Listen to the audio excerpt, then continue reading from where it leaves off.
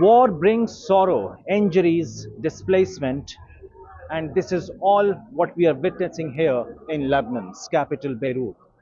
Behind me, you see these are the makeshift shelter or the tent camps for those who have been displaced from the southern part of Lebanon and they have moved towards the Beirut city. And this is one of the buildings of the government school, which has now turned into a makeshift shelter camp for the children, for the elderly and women and people with their families who have lost everything in the southern part of Lebanon, which shares borders with Israel, have now moved towards this part in the central Beirut city. This is tragic because you have kids, elderly, people who have moved here and they don't know exactly when this war will stop. But they claim that despite the killing of Hassan Nasrallah, the Hezbollah Secretary General, the war should continue until Israel leaves the occupied territory of Palestine, accepts a ceasefire for Gaza, and then stops the war with Lebanon.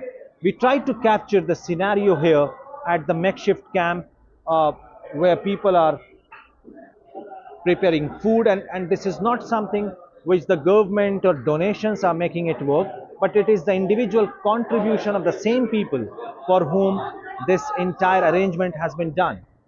And right now, if I'll just try to show you that how there are people who are preparing this food here, around 500 people, including big families, and this is the food which is being prepared every day for around 500 people in this particular government school.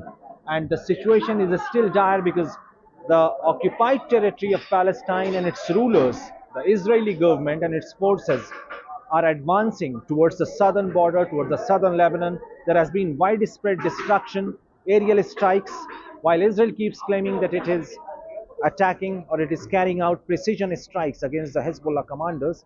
But these are all civilians here, civilians from the southern part of Lebanon who have been forced to leave their homes, not knowing what lies ahead for their future in Lebanon. In Beirut, Mohammed Ghazali for NDTV.